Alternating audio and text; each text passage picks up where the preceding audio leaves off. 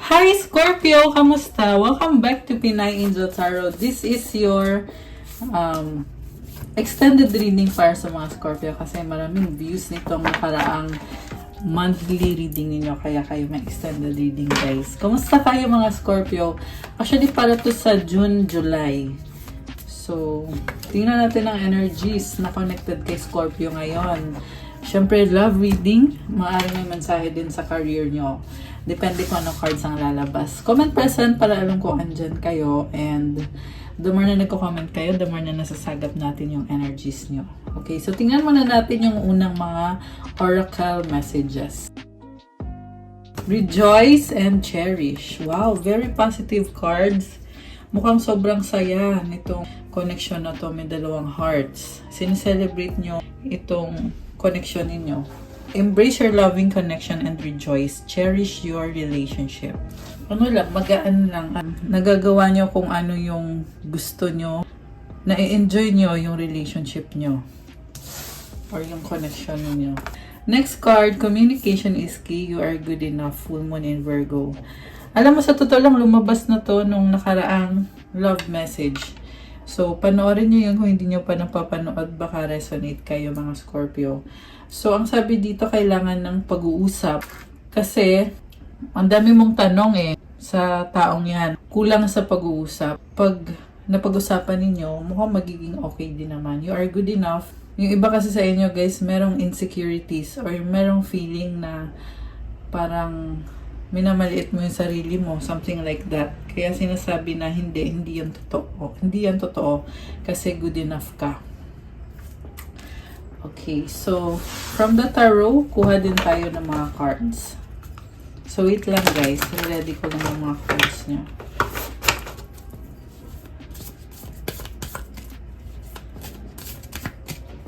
Nga pala kung in case nag-resonate yung video, you can book a private reading kung kailangan nyo ng more information. Tingnan nyo na lang po sa description box yung mga contact details ko. You can chat me sa Viber or sa WhatsApp para mas mabilis. Okay. So, ang unang card for Scorpio, the Chariot. Oh, wow. Palaban, very strong and confident. Si Chariot talagang malakas ang confidence mo. Kita mo yung rainbow, parang na-feel ko dito Pride Month. 'Di ba? So, Pride means very proud ka sa sarili mo. And, ang lakas ng confidence mo ngayon, makukuha mo naman kung anong gusto mo ma-achieve sa buhay mo kasi wala ding makakapigil sa'yo. Okay. Next card. Wow! Four of Wands. Stability, commitment, happiness. Pwede din tong bahay. Mukhang masaya. Knight of Wands. Parang pabalik-balik ka dito. Medyo natataranta ka kung anong gagawin mo. Pero ang laki kasi ng goal mo or yung pangarap mo. Okay. Next card, Nine of Wands. Alam mo, napaka-strong mo. Minsan, nami-misinterpret ka. So, ayun lang yung ingatan mo na hindi ka ma-misinterpret. Kasi Nine of Wands, parang merong naka-black Kita mo yung nakatayong wands. So, possible na magkaroon ng conflict dito or misunderstanding kasi you are very strong, which is maganda naman yon, pero iwasan lang siguro yung pagkakaroon ng conflict. Ang lakas din ng confidence mo ngayon. I feel like mayroong misunderstanding dito sa connection ninyo. Next card, Four of Pentacles. Nag-iingat ka naman. Kasi pinoprotektahan mo yung sarili mo. Strength. Parang tinitiis mo yung problems dito. Bakit hindi nyo na lang pag-usapan? Meron naman nafe-feel na kulang sa pag-uusap. Sa bottom of the deck, Queen of Swords. I feel like may trust issue dito, guys. Pero mahal mo yung taong yan kasi may Empress card ka dito. In love ka, in fact, sa kanya. Pero may nangyari sa past na kaya ngayon parang kinu-question mo kung tama ba na mahal mo yung taong yan, magtiwala ka sa kanya. Kasi natuto ka na, very logical ng isip mo ngayon. At the same time, medyo conflicting kasi mahal mo yung taong yan, hindi mo siya matiis. Page of Cups. Merong opportunity, pero sa totoo lang tingin ko hindi mo tatanggapin yung opportunity na yan Posible opportunity na mag-usap kayo. Nine of Pentacles. Sabi ko na kasi kaya mo mag-isa, kontento ka mag-isa. Parang sinasabi mo dito, hindi ko naman siya kailangan. So, wag na lang. Parang ganun yung nakikita ko sa energy mo. Okay, clarify natin. Ano ba tong conflict na nangyari sa past? Merong conflict sa past. Kaya nag-iingat ka ngayon. Parang tinitiis mo. Two of Swords. Nagdadalawang isip ka. Tinatry mo siyang tanggapin. Kaya binubuksan mo yung isip mo kung ano ba talagang gusto ng taong to sa'yo. Queen of Wands. Ace of Wands. So, mukhang may bagong offer or bagong simula sa inyong dalawa ng person na yan. Binubuksan mo yung isip mo kasi nakikita mo sa kanya na gusto naman niya ipaglaban yung connection ninyo. Baka hindi mo pa alam to na may offer siya para sa'yo. The Lovers. Oh my gosh. Mahal ka naman pala ng taong to eh. Baka may kadikang Gemini. Malakas din dito ang fire sign, Aries, Sagittarius, air sign, Gemini, Libra, Aquarius. Although this can be any sign. So, sabi dito, pinili ka niya eh. Ayan, Scorpio. Oh my gosh. Ang lalim ng connection ninyo. Six of Pentacles. By the way, posible itong soulmate or twin flame connection. So, ngayon lumabas dito, parang gusto niyang bumawi sa'yo. Posible alam niya na dinaramdam mo yung hindi magandang nangyari sa past. Mukhang iniwan ka niya dati. Kaya ngayon, ito pinapa-feel niya sa'yo na andito na ako Scorpio, nagbabalik na ako. Kaya huwag ka nang mag-alala. Ten of Pentacles. Oh wow. Parang may gusto siyang ibigay sa'yo. Tulong, posible financial. And possible din na gusto lang niya ipa-feel sa'yo na support siya sa'yo.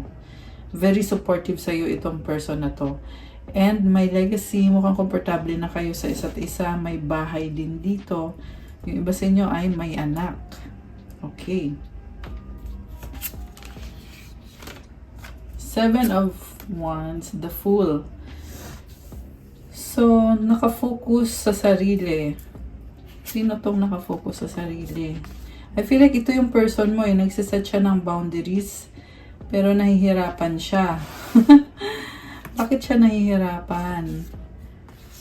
Nahihirapan siya kasi tingin niya magtatampo ka sa kanya. So, posible kasi nangyari na to sa past na nagsiset ng boundaries tong person mo. May sarili siyang mga inaayos sa trabaho niya or sa buhay niya. Tapos, nagtampo ka sa kanya. So, ngayon iniisip niya, baka magtampo ka, iwanan mo siya. Okay. Kaya, medyo nag-aalala itong person na to. Parang nafe-feel niya na parang nanghihinayang na siya. Okay. Parang kilala ka na ng taong to. Eight of Pentacles. Eight of Swords. Someone is working and waiting. Pero bakit hindi makaalis or hindi makagalaw? Okay, oh my gosh. Alam mo, I feel like this is your person na hinihintay ka niya pero hindi siya makagalaw or wala siyang magagawa sa sitwasyon. Baka kasi LDR or parang na-feel ko dito gusto pa rin niyang bumawi sa'yo pero hindi niya magawa sa ngayon kasi hindi siya makagalaw. Pero iniisip na lang niya, hindi, kaya yan kahit hindi ko mabigay kay Scorpio yung hinihiling niya pero mag-workout pa rin to. Okay. Next card, the Hanged Man. Okay, clarify natin yung the Hanged Man. Sino to? Sino tong Hanged Man? Seven of Cups. So, possible na ikaw to, pinag-aaralan mo yung sitwasyon eh. Posible may ginawa ka dati na pinag-iisipan mo kung tama ba yung ginawa ko. Six of Cups. May memories. Oh my gosh. Parang binabalikan mo yung mga nangyari sa inyo ng taong yan.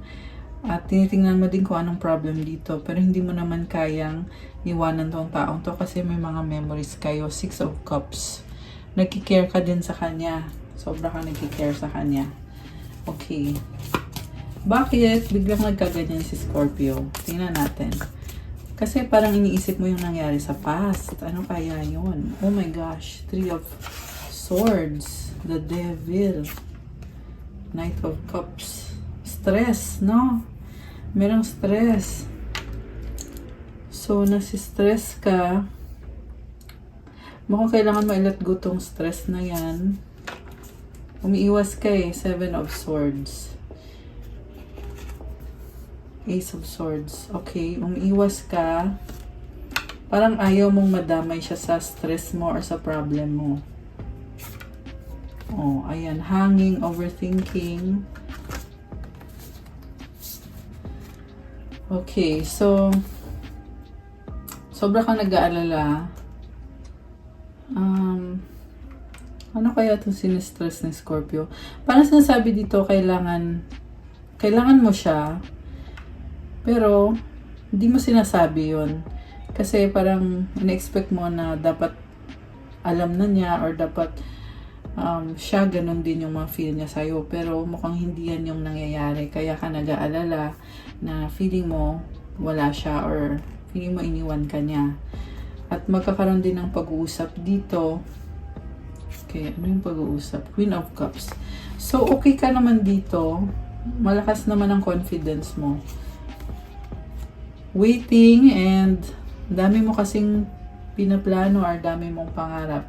So, hinihintay mo siya. Feeling mo hanging. Okay. Parang masyado kang nag-aalala. Ace of Pentacles. Wow! So, dalawang ace, this symbolizes new beginning.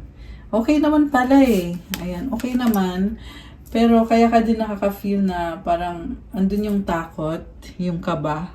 Kasi inisip mo, tama kaya tong bagong simula na ito? Tama kaya tong mga gagawin ko? Pero very positive naman yung nafe-feel ko dito. So, ang masabi ko lang is, sige lang, go lang. Laban lang. Okay, next card. Ayan oh, happiness. Pero bakit ganon? Meron kang 4 of Pentacles. 10 of Cups and 4 of Pentacles. Okay. Ang nakita ko dito is ayaw mo kasing parang ayaw mo na ikaw yung nag-e-effort. Gusto mo siya yung nag-e-effort. So, oo, gusto mong ma-achieve yung happiness kasama yung taong yan. Pero, mas gusto mo na siya yung mag-o-offer sa'yo, hindi yung ikaw pa yung mag-o-offer sa kanya. Kaya ka nakaka-feel na parang malungkot. Gusto mo ng bagong simula pero dapat sa kanya manggaling. Okay. Ayan, Tower. So, stepping out of your comfort zone.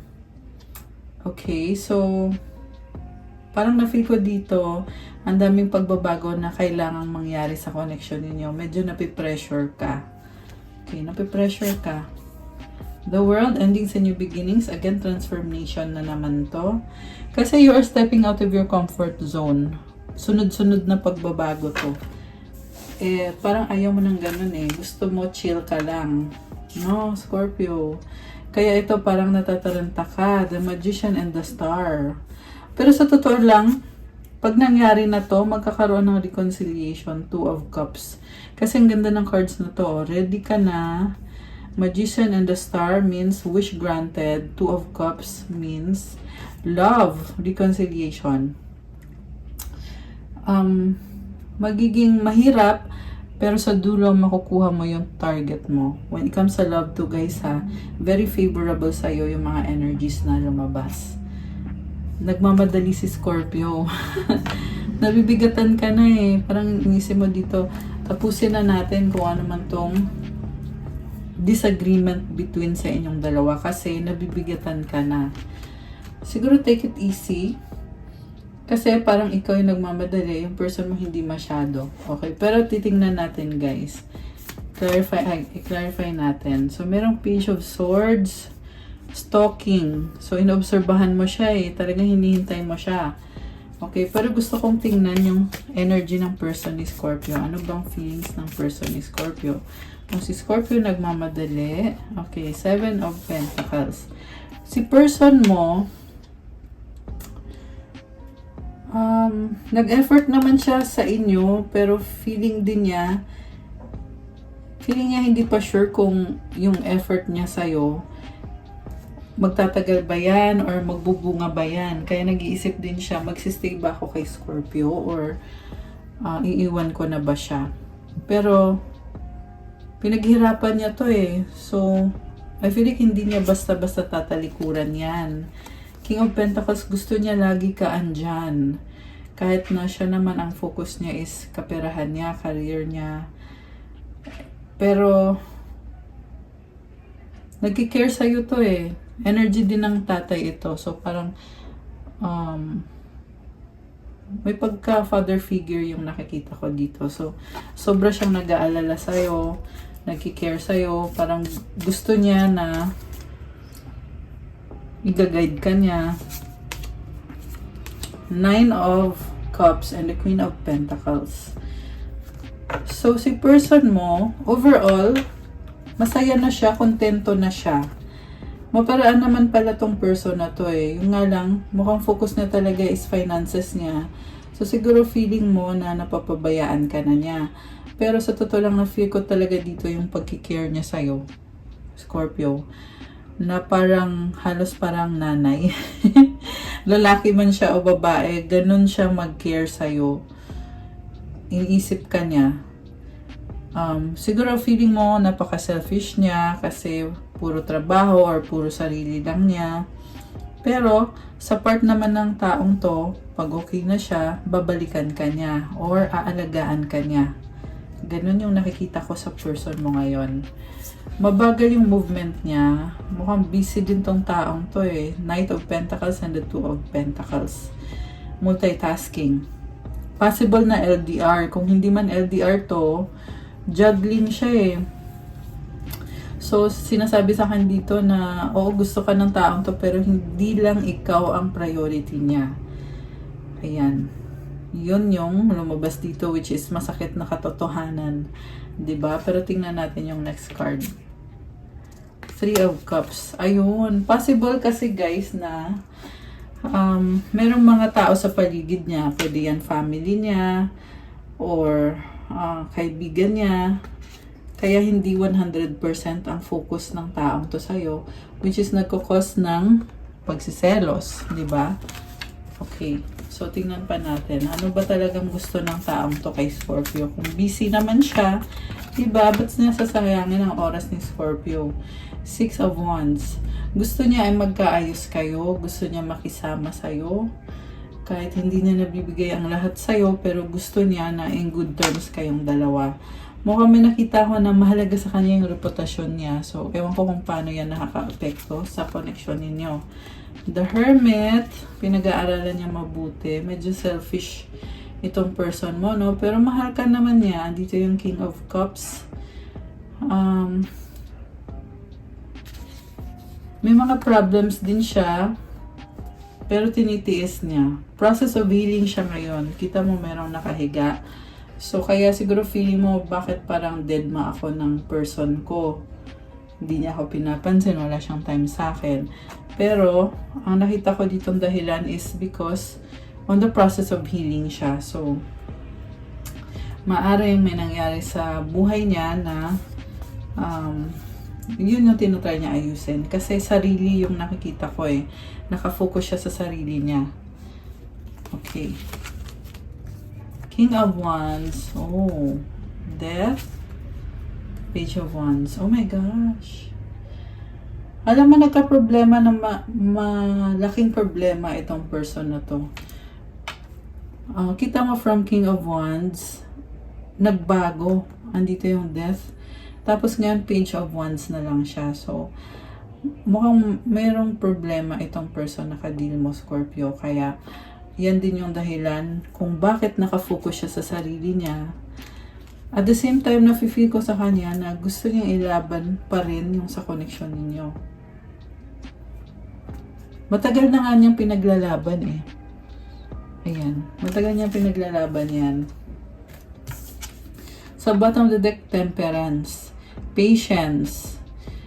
Alam mo, I feel like itong person na to naghihintay ng tamang panahon, which is medyo malungkot kasi feeling niya hindi pa ngayon. Parang, alam mo yung feeling na magiging okay din tayo, pero hindi ngayon.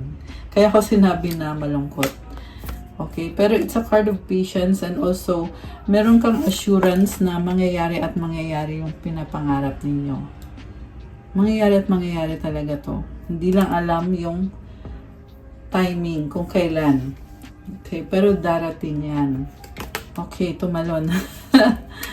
So, the High Priestess, okay, naka-reverse. Okay, merong person dito na may masamang intention. Oh, alam mo, nagsiselos to. 5 of Wands. Pero nagsiselos sa connection nyo. Emperor, galit eh. Ayan, mataas ang pride. Okay. So, bakit naman lumabas yan dito? Tingnan natin. 8 of Cups, Page of Pentacles. Okay.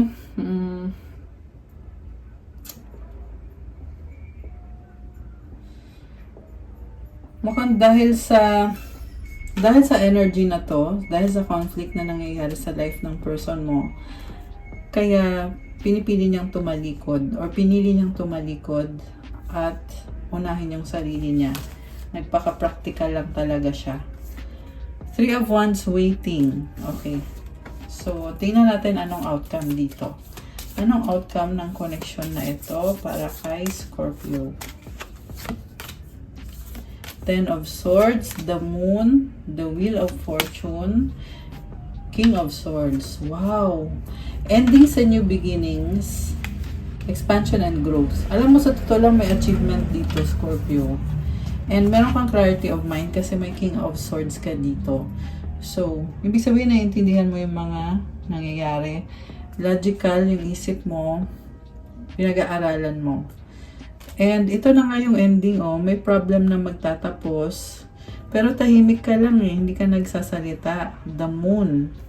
And then the Wheel of Fortune. Sa dulo, ma-achieve mo din yung expansion, growth, success. May magbabago sa sitwasyon. Kasi itong wheel, umiikot. So, ibig sabihin, umikot yung gulong, nagbago yung sitwasyon. Okay, ganun katindi yung transformation. Okay, so konti na lang naman yung cards. So, ubusin na natin to, guys. Tingnan natin. Next card is Hierophant, Justice. Wow, Knight of Swords. Alam mo, sobra kang mahal itong taong to. Merong mabilis na energy eh. Possible na magkakaroon ng pag-uusap about the truth. Siguro prangka magsalita itong person na to. Kaya medyo nakakasakit, ano? Pero sobra kang mahal nito eh. Hierophant, tanggap ka din niya. Okay. Judgment, 3 of Pentacles and the Sun. So, new beginning and there is partnership. Masaya. Ayan. So, ang last card mo, the Sun, ibig sabihin guys, kahit may mga ups and downs dito, pero there is positivity and parang energy ng bata na sobrang saya. May ganong pakiramdam. Okay. Tingnan natin yung tungkol sa manifestation mo. Kung makukuha mo ba? Makukuha ba ni Scorpio? Makukuha ba ni Scorpio ang kanyang manifestation? Hermit, Queen of Elixirs, Hanged One, Queen of Keys, King of Talismans, the Star, the Emperor. Yes, makukuha mo, pero mukhang mahaba yung proseso. Kita nyo ang daming cards.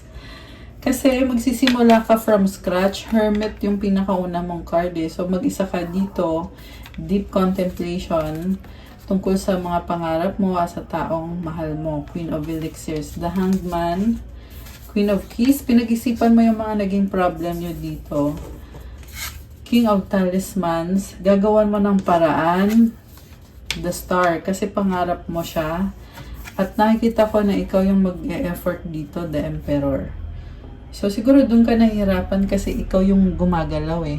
19 on the clock. Ayan, may angel numbers tayo, guys. I love it. So, Emperor, this is someone na strong. Nakikita ko yung strength mo. Magsa-struggle ka para makuha mo. Pareho to sa love life at sa career. Okay, for this coming July. Makukuha mo naman, may struggle. Pero sa dulo, makukuha mo yan. Kailangan lang talaga gawin mo yung part mo. Kasi strong ka, hindi mo lang alam kung gaano kalaki ang magiging achievement mo. Okay? Basta gawin mo. Okay? Kasi pag wala ka nang ginawa, masasayang. Masasayang yung chance, masasayang yung energy. Gusto kong kumuha ng isa pang card. King of Pentacles. Ito, energy to ng person mo eh. Andyan lang siya palagi sa'yo, para sa'yo, nakasupport sa'yo. Loyal, may loyalty. So, ano mga gustong sabihin ng person ni Scorpio? Ano mga gustong sabihin ng person ni Scorpio? I want to talk to you. You're a God-given gift. Lack of communication. Ayan. May problem talaga sa communication, guys. Mas magkakaintindihan kayo kung mag-uusap kayo. Challenges, obstacles. So, ibig sabihin temporary lang yan. Yung mga challenges na yan. Oh my gosh, I miss you. Okay, and last one, I feel betrayed. Bakit? We need a fresh start. Ayan. Okay. Ano pa ang mga gustong sabihin ng person ni Scorpio? Ano pa ang gustong sabihin ng person mo? Busy. Uy, tumalan. Single. Oh, baka feeling niya mag-isa siya. Parang feeling niya mag-isa siya. Gusto niya yung company mo. I need help, codependent. Kailangan ka niya. Pero ikaw naman, parang feeling mo na masyado na mga masyadong needy or codependent sa'yo. The one that got away. Oh, ikaw yung the one that got away niya. Umaapoy love, passion. Tumalikod. Oh my gosh. Problems, burden. Okay. May mga problems talaga, no? Anong advice kay Scorpio? Advice. Okay. Relationship. Wow, ang ganda ng card. Kulay pink. Kakulay ng nails ko. So, I call in the infinite power of love to take over this union in every way. May it now fully belong to the divine. Let it unfold in the perfect way for each of us. I needn't fear letting go of control. My needs are always abundantly met. I love it, guys. Parang sasabi dito, isurrender mo yung connection nyo sa divine or kay God. Hayaan mo na mangyari kung ano ang dapat na mangyari para sa inyong dalawa. Huwag ka daw matakot, hindi mo kailangan kontrolin kasi there is abundance at binibigay naman ni God kung ano yung mga needs mo. Ayan, power of love, guys. So, very strong ng connection na to. Ibig sabihin, alam nyo na malalim ang pagmamahalan ninyong dalawa, Scorpio. Ayan, kasi relationship card to eh. 2333. Ayan, may angel numbers ulit. Ayan. Okay, guys. That's what I have for you, Scorpio, for your extended reading. Thank you for watching. I-like nyo na tong video na to at mag-comment kayo kung nag-resonate ba o hindi. Kasi the more comments, the more views, gagawa ko ulit ng bonus at extended reading. Thank you sa mga Scorpio. Thank you so much sa inyo, guys, sa laging panonood. Kung kailangan nyo naman po ng gabay, pwede kayong mag-book ng private reading with me. May bayad po yon kapag private reading kasi ikaw mismo ang i-reading ko. So, message lang kayo sa Facebook page ko, Pinay Angel Tarot, or sa Viber or sa WhatsApp para mas mabilis. Nasa description box po yung contact details. And check out my Instagram. If you want to avail crystals to help you attract love, money, wealth, prosperity, abundance, protection, self-confidence, motivation, focus, mental clarity, at marami pang ibang benefits.